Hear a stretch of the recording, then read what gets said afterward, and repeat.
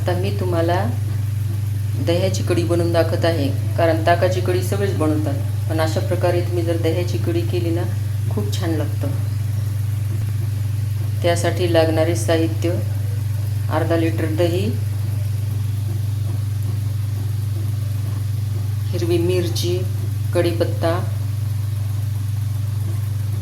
कोथिंबीर आणि मिरची वाटलेली, अद्रक, मेथ्या थोड्याशा, कोथिंबीर आणि लसण अद्रकाची पेस्ट आणि 2 चमचे बेसन पीठ.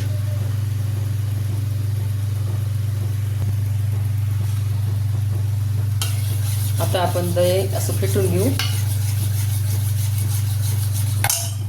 ह्यामध्ये लागेल तसं गिलास 1.5 गिलास पाणी टाकायचं. मला याच्यामध्ये 2 ग्लास पाणी लागलं. आता याच्यात चवीनुसार मीठ,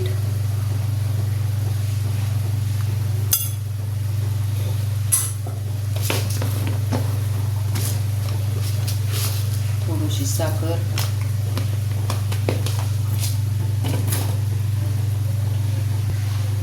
दही ताजं आणि गोड होतं, त्यामुळं कढी आंबटच छान लागते. तर थोडंसं लिंबू सत्व टाकून घेतलं, अगदी थोडं, आणि 2 चमचे बेसन टाकून चांगलं एकजीव करून घ्यायचं. आता आपण कढईमध्ये 1 चमचा तेल,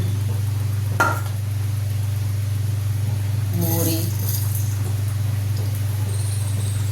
जिरं, थोडं कढी पण ताकात पण टाकायचं, छान चव येते.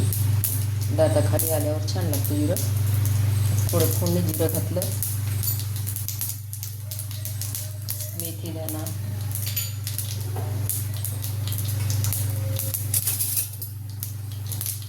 मेथी जास्त लागू द्यायची नाही, कडू लागेल. त्यानंतर अद्रकाची पेस्ट, कोथिंबीर, हिरवी मिरची, कढीपत्ता हे सगळं फ्राय करून घ्यायचं छान. चांगलं भाजल्यानंतर लसण जिऱ्याची पेस्ट टाकायची. अशा प्रकारे तुम्ही एकदा कढी बनवून बघा. ही कढी वांग्याची भाजी, भेंडीची भाजी, दोडक्याची भाजी, पुरणपोळी हे केल्यावर आमच्या इथं लागतेच. त्यानंतर या मसाल्यामध्ये पाणी घालून शिजू द्यायचं. थोडंसं पाणी घालायचं आणि शिजू द्यायचं.